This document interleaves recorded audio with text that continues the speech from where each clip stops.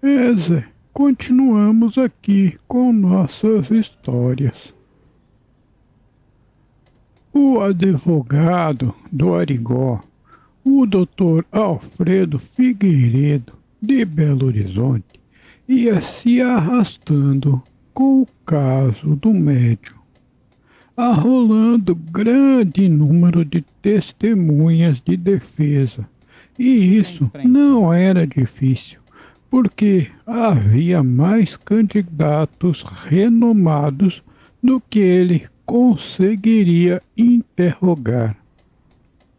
Entretanto, o caso não era nem um pouco fácil.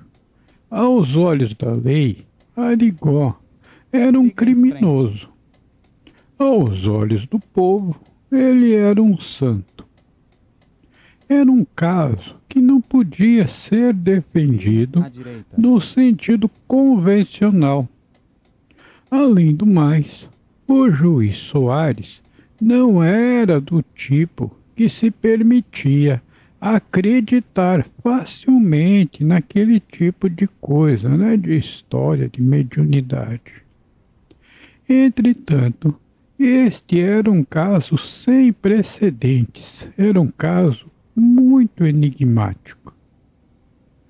Os testemunhos médicos eram vigorosos e, ainda que fossem para a sua defesa, preocupavam o advogado de Arigó, pois poderiam ser justamente o que o derrubaria. Sua esperança é de que esses testemunhos servissem, pelo menos, para tornar a sentença mais leve.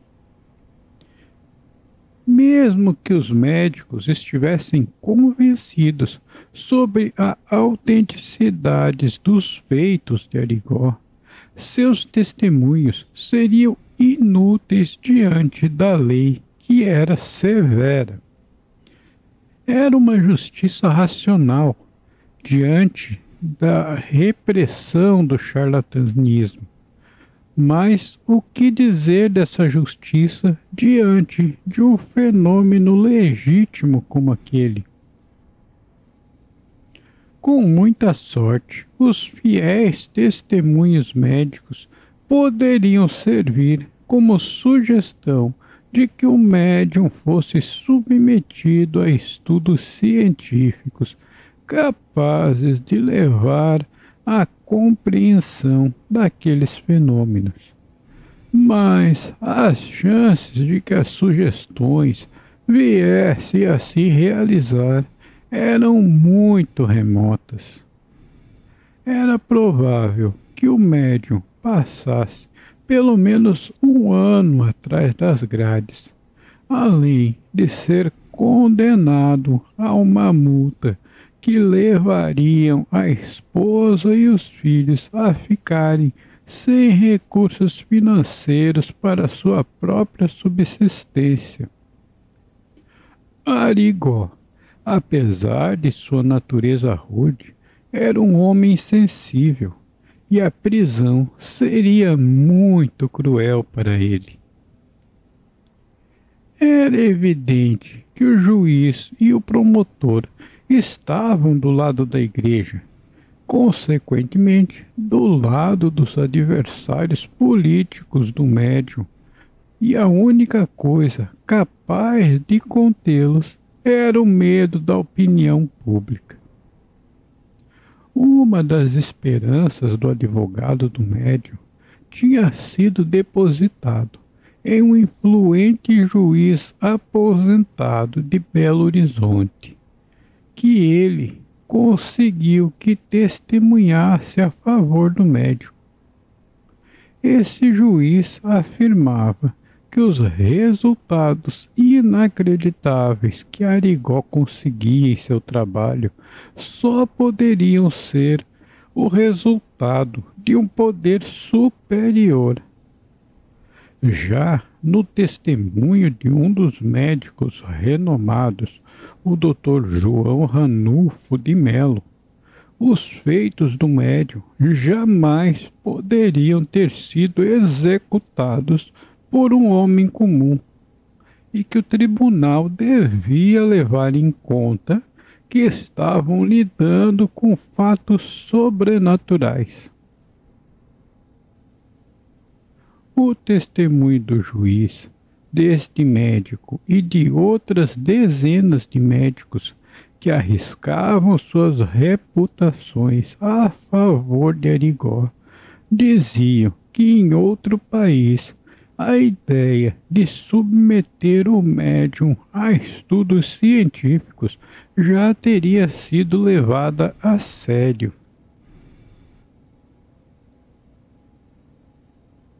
A maioria desses médicos possuíam documentação que comprovavam a cura de seus pacientes, os quais eram consideráveis incuráveis e até mesmo, em alguns casos, considerados terminais. Além disso, segundo os médicos, nestes 5 anos de atendimentos feitos por Arigó, não havia sequer um caso de paciente que tivesse sofrido com algum dano físico em função dos atendimentos ou dos remédios prescritos. Isso tudo se falando de um grupo que, por uma estimativa modesta, deveria alcançar cerca de 500 mil de pessoas. O advogado de Arigó sabia que isso tudo era uma defesa muito frágil do ponto de vista legal, e não havia outra coisa a esperar, além de que o caso fosse levado a julgamento. Isso ocorreria em março de 1957. O promotor do caso tinha se afastado temporariamente, e isso dava uma folga para a defesa, além de futuramente esse afastamento servir ao caso.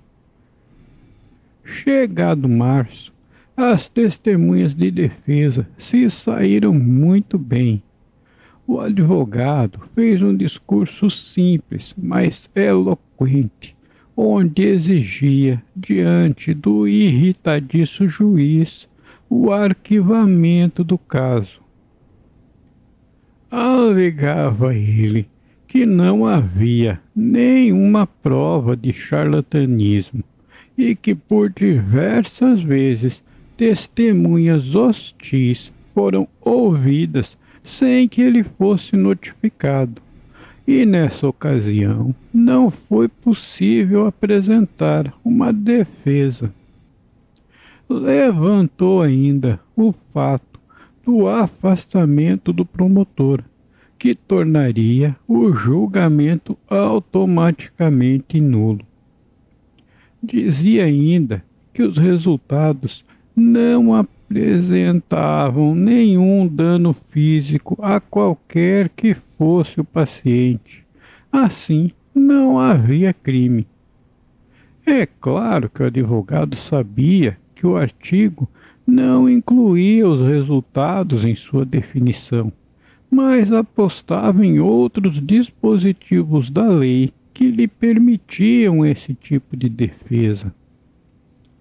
Em termos legais, o caso do médium era muito simples, e o advogado precisava fazer com que o juiz visse além da lei e considerasse as suas particularidades, que eram sem precedentes. Era a única alternativa da defesa, e se o juiz não aceitasse essa ideia, não restava muito mais a fazer, além de pedir que Arigó fosse colocado sob custódia de um grupo de médicos competentes, onde pudessem trabalhar para solucionar o mistério daqueles poderes. A luta no tribunal foi enorme e o advogado de defesa esgotou todos os seus argumentos. 10 dias depois daquele embate no tribunal, lá estava Arigó, sentado em frente ao juiz, usando um terno preto. Imediatamente após o juiz ter se sentado, os olhos do médium pareceram ter ficado enuviados. Nada do que foi levantado pela defesa poderia livrar Arigó. O Código Penal era muito específico, e aos olhos da lei ele era culpado. Diante desta sentença, o tribunal estava em profundo silêncio, o qual só foi quebrado pelo som do choro e dos soluços da Arlétia, da esposa. Arigó foi condenado a 1 ano e 3 meses de prisão e uma multa de 5.000 cruzeiros, mais as custas do processo, que deveriam ser pagas em 3 dias. O advogado protestou, alegou que os termos da condenação eram inacreditáveis e que a sentença deveria ser suspensa. Disse que aquela multa apresentava 1 ano todo dos vencimentos do pobre do Arigó, que ele recebia no órgão público em que trabalhava, e que tinha uma esposa e filhos para sustentar. Não adiantou. O máximo que o juiz concedeu foi o adiamento de mais alguns dias para o pagamento da multa. E assim termina a primeira e triste parte de nossa história sobre a vida do médium. Em nossa próxima viagem, veremos o que acontece ao nosso protagonista. Por enquanto, vamos ficando por aqui. Beijo do velho.